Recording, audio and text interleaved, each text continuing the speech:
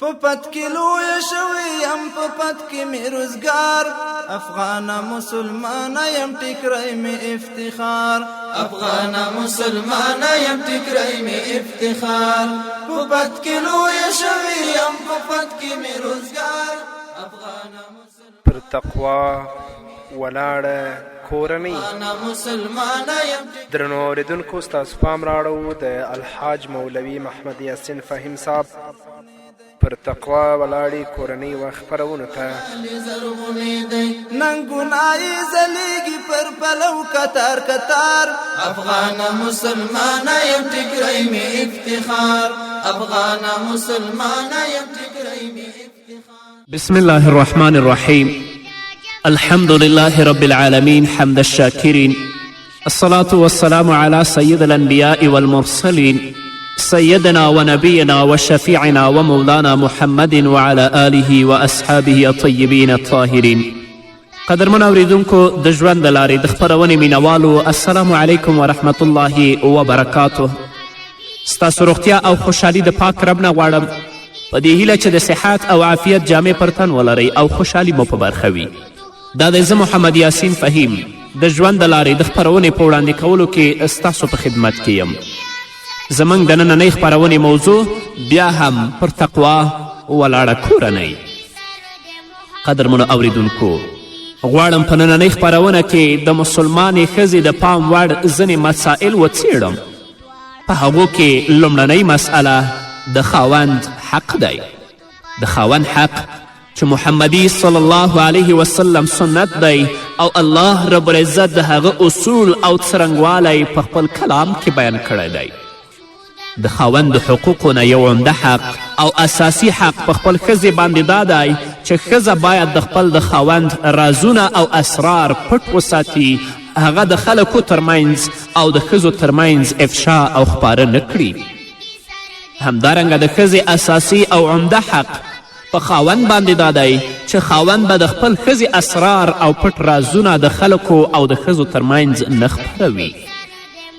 الله رب العزت په سورة الاحزاب کې 72 آیت کې فرمایي ان عرضنا الامانة على السماوات والارض والجبال فابين ان يحملنها واشفقن منها وحملها الانسان انه كان ظلوما جهولا. الله رب العزت فرمایي چې موږ دغه امانت آسمانونو ځمکې او غرونو ته وړاندې که نو هغوی یې پورته کولو ته تیار نشول او ورڅخه وویرېدل، خو انسان هغه پورته که بېشکه هغه غټ ظالم او جاهل دی. مراد د دې امانت نه د الله رب العزت کلام دی. نو د الله په کلام کې د خاوند او د ښځې د حقوقو اصول او څرنګوالی بیان شوی او دا انسان منلی دی. له ښځې سره د خاوند امانت دا دی چې د هغه په غیاب کې د خپل خاوند د کور ساتنه او حفاظت وکړي. الله رب العزت په سورة نساء کې 34 آیت کې فرمایي حافظات للغیب بما حفظ الله. د مسلمانو ښځو صفت بیانوي، هغوی د فرمان مننې خوی لري او د نارینهو په غیاب کې د الله تر ساتنې او څارنې لاندې د هغو د حقوقو ساتنه کوي. د خاوند د امانت په ساتلو کې دا هم راځي چې پردیو او نامحرمو سړیو ته ونه ګوري. الله رب العزت په سورة نور کې 11 آیت کې فرمایي وقل للمؤمنات یغضضن من ابصارهن ویحفظن فروجهن.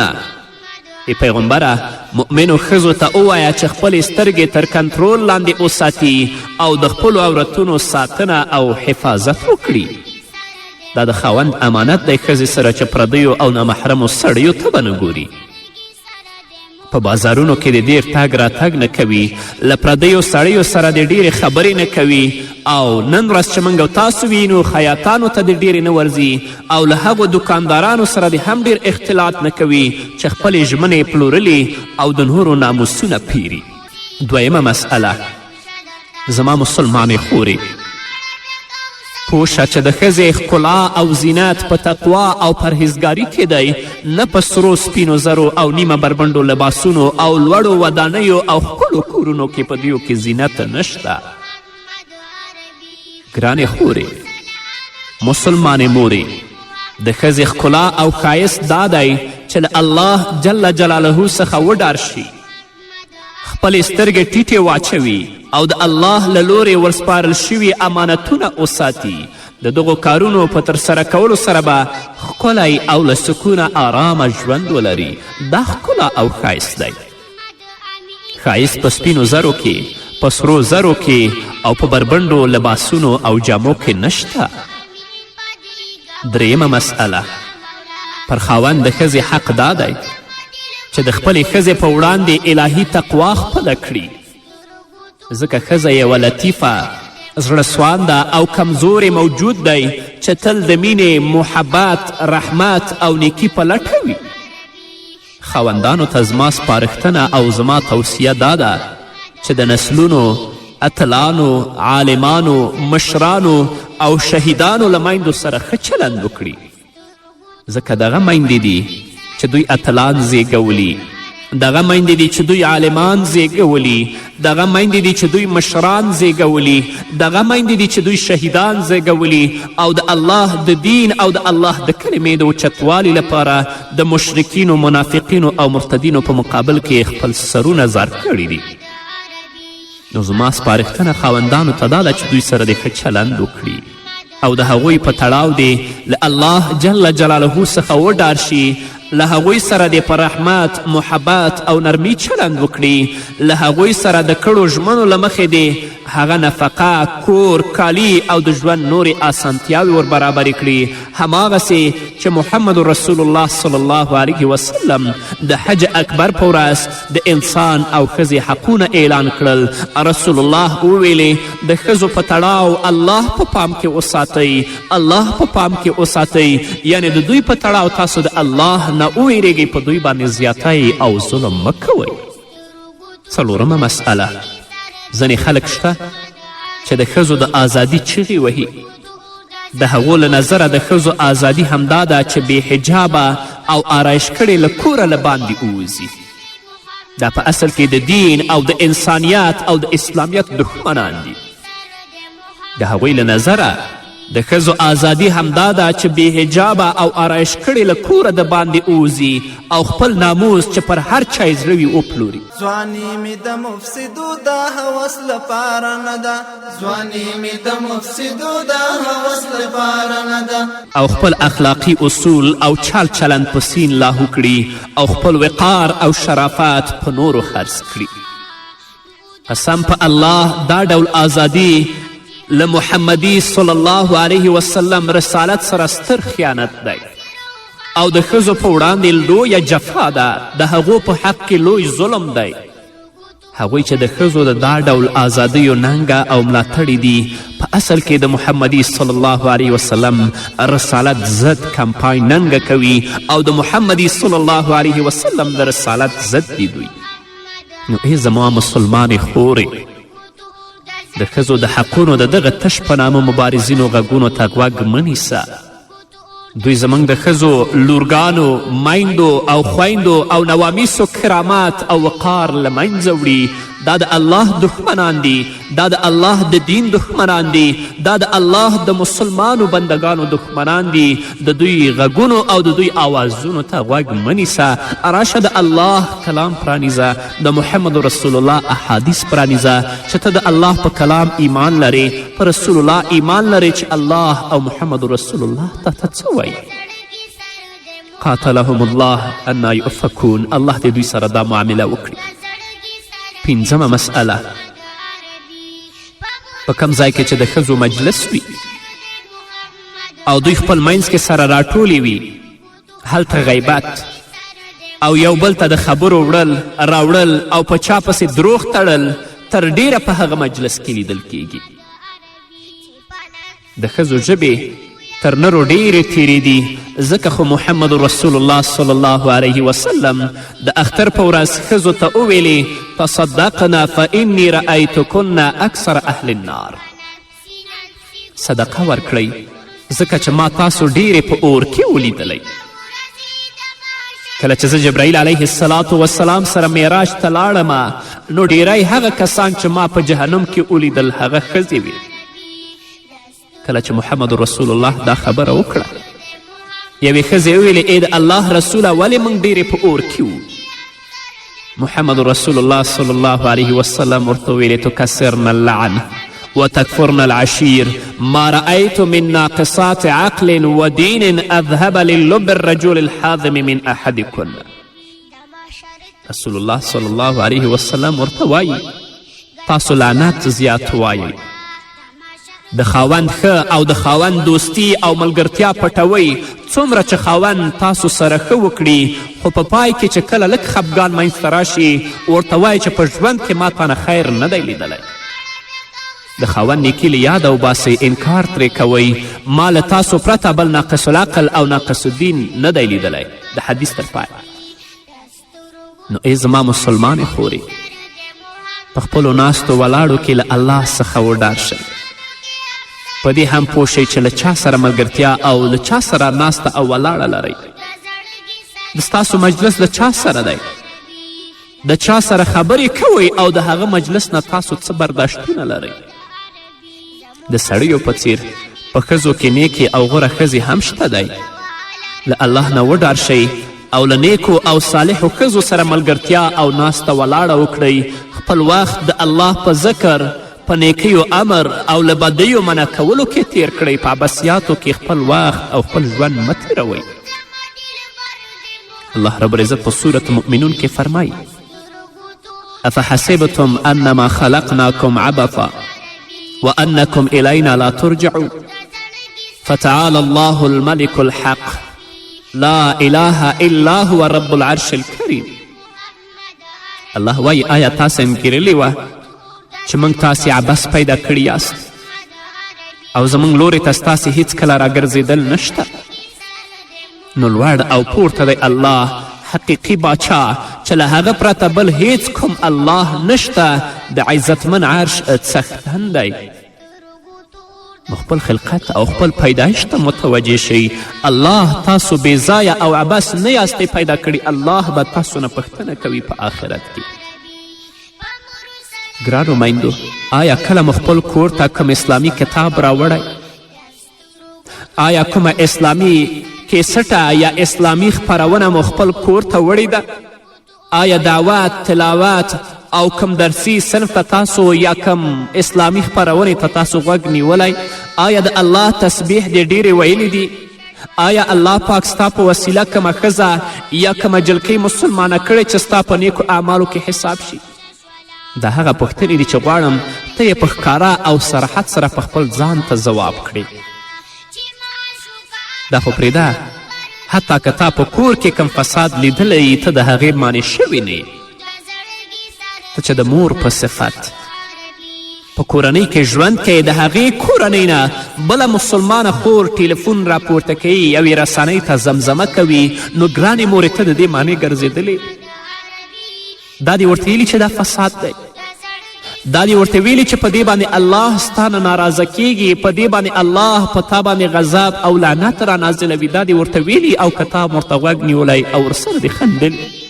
نه ګرانې مورې، مسلمانې خورې، ته د الله په وړاندې لوی مسئولیت لرې او الله رب العزت به له تا نه پوښتنه کوي. شپږمه مسئله، د دینی او شرعي علومو د ترلاسه کولو هلې ځلې. الله په سورة محمد کې 19 آیت کې فرمایي فاعلم انه لا اله الا الله واستغفر لذنبک. نو ای پیغمبره ښه وپوهیږه چې له الله نه پرته بل هیڅوک د عبادت وړ نشته او بخښنه وغواړه د خپل ګناه لپاره. همدارنګه الله په سورة مجادله کې 11 آیت کې فرمایي یرفع الله الذین آمنوا منکم والذین اوتوا العلم درجات. له تاسې نه چې کوم کسان ایمان لرونکي دي او کومو کسانو ته چې علم ورکړی شوی، الله به هغوی ته لوړې درجې په برخه کړي. همدارنګه الله په سورة زمر کې 9 آیت کې فرمایي قل هل یستوي الذین یعلمون والذین لا یعلمون. له دوی نه پوښتنه وکړه آیا پوهیدونکي او نه پوهیدونکي یو شانته کیدی شي؟ نه. همدارنګه الله په سورة طه کې 114 آیت کې فرمایي وقل رب زدنی علما، او دعا وکړه چې ای پروردګاره ما ته لا زیات علم راکړه. همدارنګه الله په صورت آل عمران کې 13 آیت کې فرمایي شهد الله انه لا اله الا هو والملائکة واولو العلم قائما بالقسط لا اله الا هو العزیز الحکیم.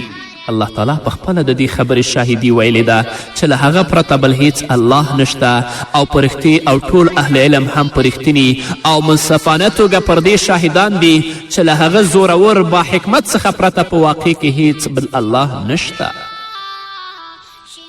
زموږ مخه هغه علم او پوهه ده چې تا لمونځ کولو، روژو نیولو، حج کولو، له الله څخه ډار او تقوا خپلولو ته هڅوي. موږ د ښځو په برخه کې داسې زده کړو ته اړتیا لرو چې هغوی ورسوي چې خپل اولادونه سم وروزي، داسې علومو ته چې په خپلو ښځو او ټولنو ته یې خیر ورسیږي، نه داسې زده کړو ته چې نه یې ټولنې ته او نه هم ځان ته خیر رسیږي بلکې لا یې فساد ته هڅوي. داسې زده کړو ته کله هم موږ اړتیا نه لرو. ژوند مسلمانه ښځه د علم ترلاسه کولو څخه راګرځوي. له عالمانو او پوهانو څخه وپوښتئ، د هغوی له نظرونو ګټه پورته کړئ، د خیر په غونډۍ مه کښېنئ، د قرآن سورتونه په یاد وکړئ، پر فقهي مسائلو ځانونه پوه کړئ چې لا مو ښه د الله عبادت ته لاره هواره شي. الله په صورت انعام کې 122 آیت کې فرمایي او من کان میتا فاحییناه وجعلنا له نورا یمشي به فی الناس کمن مثله فی الظلمات لیس بخارج منها. هیڅ کله نشي برابرېدلی عالم الجاهل. په دې هکله به نور هم اورو قدرمن اورېدونکو، خو د یوې دمې نه اورو.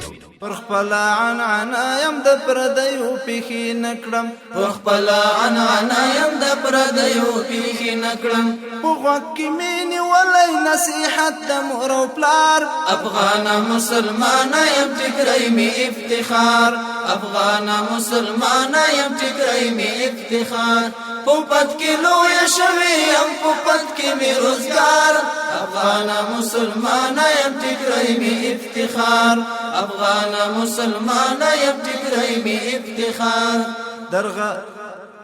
قدرمنو اوریدونکو، بیا هم زموږ سلامونه او نیکې هیلې ومنئ. اومه عمده مسئله، په اسلامي ټولنو کې داسې شیان رامنځته شوي چې ډیری مسلمان نجونې یې بېلارې کړي دي، لکه بېلارې کوونکې او ناسمې سندرې چې په هر ځای کې خپریږي او اوریدل کیږي او په اسانه توګه ترلاسه کیدی شي. همدغه سندرې د فحشاو، جنایتونو او زنا لامل ګرځېدلي. په خلاصو غوږونو یې واورئ ګرانو خویندو او ورونو، د سندرو اوریدل 4 زیانونه لري. لومړی، زړه کلکوي او د الله له ذکر سره د انسان مینه کموي. هر سړی او ښځه چې په سندرو اوریدلو عادت وي، زړونه یې کلکیږي او څنګه چې الله پاک فرمایي هیڅ ډول خیر او ښېګڼه یې په برخه نه رسیږي. الله په صورت مائده کې 14 آیت کې فرمایي فبما نقضهم میثاقهم لعناهم وجعلنا قلوبهم قاسیة یحرفون الکلم عن مواضعه ونسوا حظا مما ذکروا به. بیا دا د هغو خپله وعده ماتول ول چې د هغې له امله موږ هغوی له خپل رحمت څخه لرې وغورځول او د هغو زړونه مو سخت کړل. اوس د هغو حال دا دی چې الفاظ سرچپه اړوي، له یو ډول خبرې نه بل ډول خبره جوړوي. کومه ښوونه چې هغو ته شوې وه د هغو زیاته برخه یې هیره کړې ده. دویم ضرر دا دی د بنده او الله ترمنځ اړیکه شلیږي. هغوی چې سندرې ډیرې اوري هیڅ نرموالی، محبت او د الله په وړاندې عاجزي نه لري، ځکه چې له الله سره یې اړیکه شلیدلې او زړونه یې کلک شوي دي. نو چې د الله سره دې اړیکه وشلیدله، شیطان سره دې اړیکه قائمه ده، تا به تباه کوي. دریم زیان دا دی په هغې دنیا کې په جنت کې له هغه ښکلي غږ څخه بې برخې پاتې کیږي چې الله پاک یې خپلو نیکو او متقي بندګانو ته اوروي. امام احمد رحمه الله په خپل مسند کې راوړي چې رسول الله صلی الله علیه وسلم وفرمیل په جنت کې داسې حورې شته چې سندرې زمزمه کوي او وایي موږ پاسته او لطیفې یو، ماتیږو نه، موږ تلپاتې یو او نه ورکیږو. بختور هغوی دي چې موږ له هغوی او هغوی له موږ سره وي. نو څوک چې په دنیا کې سندرې اوري، موسیقي اوري، د دې نعمتونو نه په جنت کې بیا محروم وي. څلورم زیان دا دی د سندرو اوریدلو یو بل زیان د فحشاو خپرول، له هغوی سره مینه کول او هغوی ښه ګڼل دي. ډیرو عالمانو، فاضلانو او هغوی چې د ټولنې له ډیرو تجربو برخمن دي، هغو لیکلي او ویلي چې ډیری هغه سړي او ښځې چې زنا کوي هماغه خلک دي چې سندرې ډیرې اوري. بس د دغو بې شرمه او بېلارو کوونکو سندرو په اوریدلو کې له الله څخه وډار شئ، هغه پرېږدئ ځکه چې دا حرامې دي. الله په صورت لقمان کې 6 آیت کې فرمایي ومن الناس من یشتری لهو الحدیث لیضل عن سبیل الله، او له همدې انسانانو نه داسې څوک هم شته چې عبس خبرې پیري چې خلک د الله له لارې په بېعلمي سره ګمراه کړي. رسول الله صلی الله علیه وسلم لکه څنګه چې ابو موسی اشعری روایت کړی فرمایي لیکونن من امتی اقوام یستحلون الحر والحریر والخمر والمغاصف، زما په امت کې به داسې خلک پیدا شي چې زنا او ورېښم، شراب او سندریز وسایل او توکي به حلال ګڼي. په یو بل حدیث کې راغلی رسول الله فرمایي انی نهیت عن صوتین احمقین فاجرین، صوت عند نعمت و صوت عند مصیبت و فی روایت صوت عند نغمت. رسول الله فرمایي ما خپل امت له دوو احمقو او فاجرو غږونو له اوریدونو منع کړی دی، یو د نعمت پر وخت غږ او بل د مصیبت پر وخت غږ. په بل لفظ او په بل روایت کې راغلی چې یو د خوښي پر مهال غږ. بل هغه څه چې مسلمانو ښځو ته زیان رسوي د بېلاري کوونکو مجلو خپرېدل دي. دا ډول مجلو زموږ ډېر ځوانان بېلاري کړي او له خپل اصلي هدف څخه یې پر بلې لور ورسیخ کړي دي. همدا ډول هغه بېلاري کوونکي فلمونه او سریالونه چې زموږ په کورنیو کې بېلاریتوب، پردي دودونه، جنایتونه، خواشیني او دا ډول ګڼې نورې ستونزې زیږولې دي. نو پلاره راشه دا د فساد منبع او فحشا د کور نه وباسه. ته مورې د الله په حضور کې مسئوله، الله به تا نه پوښتنه ترې لرې که. نو تاسو ته له الله تعالی څخه پر ویرې او له هر هغه څه چې په هغې دنیا کې ګټه نه ده رسیږي د ځان د ساتلو سپارښتنه او توصیه کوم.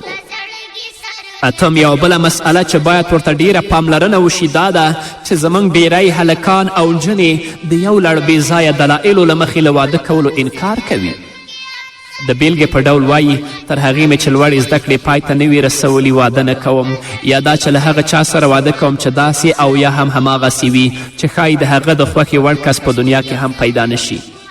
ښایي دا نجلۍ د خپلو شرطونو په اساس د ژوند شریک پیدا کړي او یا یې هم ښایي تر آخره د هغه په شرطونو برابر کس پیدا نشي. نو زما مسلمانو پیغلو ته دا سپارښتنه ده چې واده د ښه ژوند پیلامه او د نیکمرغه ژوند اساس دی. له خاوند پرته د ښځې او له ښځې پرته د خاوند ژوند نیمګړی دی. الله فرمایي ولقد ارسلنا رسولا من قبلک وجعلنا لهم ازواجا وذریه. همدا د الله تګلاره ده چې ښځه یې داسې پنځولې چې میرمنه وي او نر یې داسې پنځولی چې هغه د خاوند وي. د واده مخنیوی یوازې تنلاري صوفیان کوي چې تر آخره واده نه کوي او د خلکو په وړاندې ځان ښودنه کوي او وایي چې ما واده نه دی کړی. دغه تنلاري صوفیان وایي زه د واده په نامه هیڅ نه پیژنم. که نجلۍ له کوم نیک او صالح سړي سره د ژوند له شریکولو غاړه کږوي الله پاک ګواښلې ده او ښایي د ژوند تر پایه بې خاونده پاتې شي. بس په واده کولو کې بیړه وکړه او له الله رب العزت څخه وډار شئ. نهمه مسئله مسلمانې خورې پوه شه چې زموږ په منځ کې اسراف یو منل شوی او رایج دود دی. که هغه اسراف په جامه کې وي، که اسراف په خوړو کې وي، که اسراف په څکاک کې وي او که اسراف د کور په سامان او سودا کې وي. دین چیرته دی؟ الهي تقوا چیرې ده؟ په دې سربیره ځینې داسې ناپوهه ښځې هم شته چې په هر واده او هره ښادي کې خپل خاوند مجبوروي چې نوې جامې او نوي زیرورات ورته واخلي. د خاوند او ښځې ترمنځ د اړیکو خرابېدل له همدغه ځایه پیلیږي. الله رب العزت په صورت اسراء کې 28 آیت کې فرمایي ان المبذرین کانوا اخوان الشیاطین وکان الشیطان لربه کفورا. بې ځایه لګښت کوونکي د شیطان وړونه دي او شیطان د خپل رب ناشکره دی. همدارنګه الله په صورت فرقان کې 28 آیت کې فرمایي والذین اذا انفقوا لم یسرفوا ولم یقتروا وکان بین ذلک قواما. الله د هغو کسانو ستاینه کړې ده چې هغوی اسراف نه کوي. بیا هم وایم په دې پوه شئ چې د ښځې ښکلا او زینت د هغې په پاکلمني سپما کولو، د الله په اطاعت کولو او د خاوند رضا په ترلاسه کولو کې دي. رسول الله صلی الله علیه وسلم فرمایی اذا صلت المرأة خمسها وصامت شهرها واطاعت زوجها دخلت الجنة ربها. کله چې ښځه خپل 5 وخته لمونځ وکړي، د رمضان میاشت روژه ونیسي او د خپل خاوند اطاعت وکړي، د خپل رب جنت ته داخلیږي. قدرمنو اوریدونکو، دا د زما د زړه خبرې دي. بیا هم د خپل وطن ټولو میندو او خویندو ته د ګلونو ګېډۍ ډالۍ کوم. ښایي اوریدونکي غوږونه او پوه او ویښ زړونه ولري، ښایي د اوریدلو څوک عمومي اوریدل شوي خبرې عملي کړي. یادونه کوم او پیغام درته رسوم، خو آیا داسې څوک شته چې غوږ ونیسي؟ آیا داسې څوک شته چې ومني؟ الله دې موږ ته د منلو توفیق راکړي. نو قدرمنو اوریدونکو، دا وه زموږ د نن ورځې خپرونه چې ستاسو درانه حضور ته وړاندې شوه. تر بلې خپرونې پورې چې زه بیا هم ستاسو درانه حضور ته راځم، تاسو ټول په پاک رب سپارم. پاتې ژوندم نیکمرغه، ښاد، بریالي او کامیابه اوسئ. د غرب تر لنډ لغړو ښایسته یم په حیا کې، د غرب تر لنډ لغړو ښایسته یم په حیا کې، چې څڼې ترږمۍ لرم خندا مې سپین سهار. افغانه مسلمانه یم ټیکری مې افتخار، افغانه مسلمانه یم ټیکری مې افتخار. په پد کې لویه شوې یم، په پد کې مې روزګار. افغانه مسلمانه یم ټیکری مې افتخار، افغانه مسلمانه یم ټیکری مې افتخار. سیالي مې له جهان سره نیکر پتلون کې نه ده، سیالي مې له جهان سره نیکر پتلون کې نه ده. سیالي د پرمختګ او ترقۍ ته مې تلوار. افغانه مسلمانه یم ټیکری مې افتخار، افغانه مسلمانه یم ټیکری مې افتخار. په پد کې لویه شوې یم، په پد کې مې روزګار. افغانه مسلمانه یم ټیکری مې افتخار، افغانه مسلمانه یم ټیکری مې افتخار. زامن د حسینی هر چاره کې اسلام دی، زامن د حسینی هر چاره کې اسلام دی. دا زکا مې ملګری له اسلام سره کردار. افغانه مسلمانه یم ټیکری مې افتخار، افغانه مسلمانه یم ټیکری مې افتخار. په پد کې لویه شوې یم، په پد کې مې روزګار. افغانه مسلمانه یم ټیکری مې افتخار، افغانه مسلمانه یم ټیکری مې افتخار. زامن د حسینی هر چاره کې اسلام دی، زامن د حسینی هر چاره کې اسلام دی. دا زکا مې ملګری له اسلام سره کردار. افغانه مسلمانه یم ټیکری مې افتخار، افغانه مسلمانه یم ټیکری مې افتخار. په پد کې لویه شوې یم، په پد کې مې روزګار. افغانه مسلمانه یم ټیکری مې افتخار، افغانه مسلمانه یم ټیکری مې افتخار. زما په ماتو ګډو زه په خپله ښه پوهېږم، زما په ماتو ګډو زه په خپله ښه پوهېږم، زما په ماتو ګډو زه په خپله ښه پوهېږم، زما په ماتو ګډو زه په خپله ښه پوهېږم. بل څوک دی چې زما په کار له ما څخه هوښیار. افغانه مسلمانه یم ټیکری مې افتخار، افغانه مسلمانه یم ټیکری مې افتخار. بل څوک دی چې زما په کار له ما څخه هوښیار. افغانه مسلمانه یم ټیکری مې افتخار، افغانه مسلمانه یم ټیکری مې افتخار. په پد کې لویه شوې یم، په پد کې مې روزګار. افغانه مسلمانه یم ټیکری مې افتخار، افغانه مسلمانه یم ټیکری مې افتخار. کوتره اسماني یم څوک مې نشي ایلولی، کوتره اسماني یم څوک مې نشي ایلولی. پرواز مې په هوا کور مې د پرخو پر کنار. افغانه مسلمانه یم ټیکری مې افتخار، افغانه مسلمانه یم ټیکری مې افتخار. په پد کې لویه شوې یم، په پد کې مې روزګار.